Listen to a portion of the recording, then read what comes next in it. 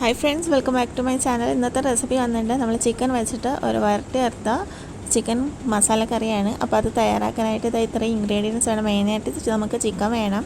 അപ്പോൾ ചിക്കൻ ക്ലീനാക്കി ഞാൻ ഒരു സൈഡിലേക്ക് മാറ്റി വെച്ചിട്ടുണ്ട്. അതുപോലെ സവാള, തക്കാളി, പച്ചമുളക്, കറിവേപ്പില ഇത്രയും നമുക്ക് വേണം. അതുകൊണ്ട് തന്നെ സവാളയും നന്നായിട്ട് അരിഞ്ഞ് മാറ്റി വെച്ചിട്ടുണ്ട്, പച്ചമുളകും അരിഞ്ഞ് മാറ്റി വെച്ചിട്ടുണ്ട്. ഇനി നമുക്ക് ചെയ്യുന്ന രീതികൾ നോക്കാം.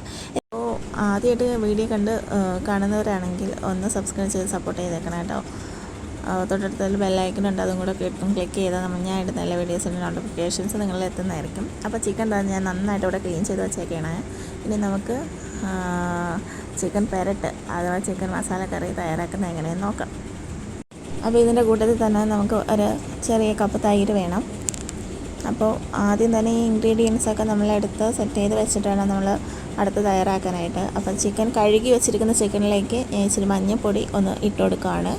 ആവശ്യത്തിന് ഇട്ട് കൊടുക്കുക. അതിനുശേഷം ഞാനിവിടെ മുളക് പൊടിയാണ് ഇട്ട് കൊടുക്കുന്നത്. ഒരു ടേബിൾ സ്പൂണോളം മുളക് പൊടി ചേർത്ത് കൊടുക്കാം.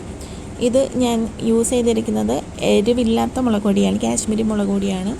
അപ്പോൾ അതിലേക്ക് നമ്മൾ നേരത്തെ മാറ്റി വെച്ചിരുന്ന നമ്മുടെ കറിവേപ്പില ചേർത്ത് കൊടുക്കാം. കൂടെ തന്നെ നമ്മൾ മാറ്റി വെച്ചിരുന്ന നമ്മുടെ തൈരിൽ നിന്ന് കുറച്ച് ഇതിലേക്ക് ചേർത്ത് കൊടുക്കാം. പിന്നെ നമുക്കതിലേക്ക് ഗരം മസാല പൊടി ചേർത്ത് കൊടുക്കാം. പിന്നെ ആവശ്യത്തിന് ഉപ്പും കൂടെ ചേർത്ത് നമ്മുടെ കൈ വെച്ച് നന്നായിട്ട് ചിക്കനെ ഒന്ന് പുരട്ടിയെടുക്കുക. ഇച്ചിരി വെളിച്ചെണ്ണ ഉണ്ടെങ്കിൽ അതും കൂടെ ആഡ് ചെയ്ത് കൊടുക്കും. അപ്പോൾ ഞാൻ സൺഫ്ലവർ ഓയിലും കൂടെ ഇച്ചിരി ഒന്ന് ആഡ് ചെയ്ത് കൊടുത്ത് ഒന്ന് കൈ വെച്ചൊന്ന് മിക്സ് ചെയ്തെടുത്തിട്ടുണ്ട്. ഇനി നമുക്കിതൊരു സൈഡിലേക്ക് മാറ്റി വയ്ക്കാം. അപ്പോൾ അരപ്പ് ചേർന്ന് നമ്മുടെ ചിക്കൻ മസാല അവിടെ തയ്യാറായി ഇരിക്കട്ടെ. ആ സമയത്ത് നമുക്ക് ഒരു പാത്രം ചൂടാക്കാൻ വെച്ചിട്ട് അതിലേക്ക് എണ്ണ ഒഴിച്ച് കൊടുക്കുക. ഞാൻ അവിടെ സൺഫ്ലവർ ഓയിലാണ് യൂസ് ചെയ്യുന്നത്. അപ്പോൾ എപ്പോഴും ഞാൻ സൺഫ്ലവർ ഓയിലാണ് യൂസ് ചെയ്യുന്നത്. നിങ്ങൾക്ക് വെളിച്ചെണ്ണ വേണമെങ്കിൽ ഉപയോഗിക്കാം.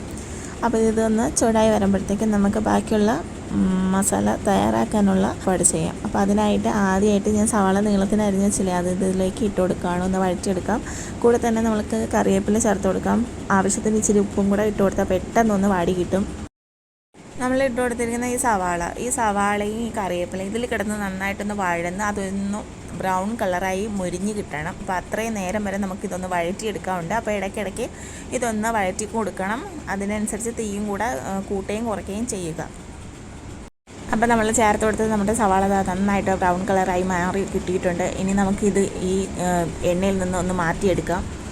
അപ്പോൾ അതേ ചൂടായി കിടക്കുന്ന എണ്ണയിലേക്ക് സ്പൈസസ് എല്ലാം കൂടെ ചേർത്ത് കൊടുത്തിട്ട് ഒന്ന് പൊട്ടിച്ചെടുക്കുക. അപ്പോൾ വരുന്ന ഫ്ലേവർ ആ സമയത്ത് നല്ല മണം വരുന്ന സമയത്ത് നമുക്ക് ഇച്ചിരി പെരുംജീരകവും കൂടെ ചേർത്ത് കൊടുക്കാം.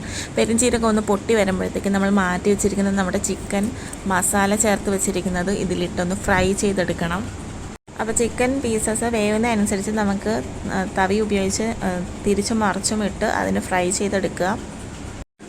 നമ്മളിത് ഫ്രൈ ചെയ്തെടുക്കുന്ന സമയത്താണെങ്കിൽ ഇതിൻ്റെ മറുവശം വെന്ത് കുക്കായി വരുന്ന ഫ്രൈ ആയി കിട്ടുന്ന സമയത്ത് തവി വെച്ച് തിരിച്ചും മറിച്ചും ഇട്ട് കൊടുക്കാം. അപ്പോൾ അതിന് ശേഷം ഒരു ഹാഫ് കുക്ക് ആയി ഫ്രൈ ആയി കിട്ടിയാൽ മതിയാകും. നമുക്ക് ഫുള്ളോട് ഡീപ്പ് ഫ്രൈ വേണ്ട ഇതിന്.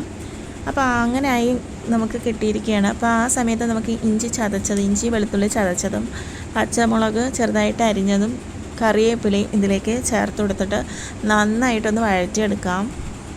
അപ്പോൾ ഇഞ്ചിയും വെളുത്തുള്ളിയും പച്ചമുളകൊക്കെ ഞാൻ ഇപ്പോഴാണ് ചേർത്ത് കൊടുക്കുന്നത്. എന്നിട്ട് നന്നായിട്ടൊന്ന് മിക്സ് ചെയ്ത് കൊടുക്കണം. അപ്പോൾ ആ ഇഞ്ചിയുടെയും നമ്മുടെ പച്ചമുളകിൻ്റെയൊക്കെ നന്നായിട്ട് ആ കറിയിലേക്ക് ഇറങ്ങി കിട്ടണം. പിന്നെ അതിൽ പൊടികളായിട്ട് ഇച്ചിരി കാശ്മീരി മുളക് പൊടി, പിന്നെ അതുപോലെ തന്നെ മല്ലിപ്പൊടി, പിന്നെ നമ്മുടെ കുരുമുളക് പൊടി ഇത്രയും ചേർത്തിട്ട് നന്നായിട്ടത് പുരട്ടിയെടുക്കുക. അതിലേക്ക് നമ്മൾ അവസാനമാണ് നമ്മൾ തക്കാളി ചേർത്ത് കൊടുക്കുന്നത്. തക്കാളിയും കറിവേപ്പിലയും ചേർത്ത് കഴിഞ്ഞാൽ വീണ്ടും നമ്മൾ ആദ്യം ഫ്രൈ ചെയ്ത് മാറ്റി വെച്ചിരുന്ന നമ്മുടെ സവാള കൂട്ടും കൂടെ ഇതിലേക്ക് മിക്സ് ചെയ്ത് ചേർത്ത് കൊടുക്കുക. കൂടെ തന്നെ നമ്മുടെ കാഷ്യൂ പേസ്റ്റും കൂടെ ചേർത്ത് കൊടുക്കുക. എന്നിട്ട് നന്നായിട്ട് ഇളക്കി യോജിപ്പിക്കുക. ഒരു 2-3 തിള വന്ന് കഴിയുമ്പോഴത്തേക്ക് നന്നായിട്ടൊന്ന് വഴറ്റിയെടുക്കുക. കൂടെ തന്നെ നമുക്ക് ഇച്ചിരി കറിവേപ്പിലയും കൂടെ കൊടുക്കാം.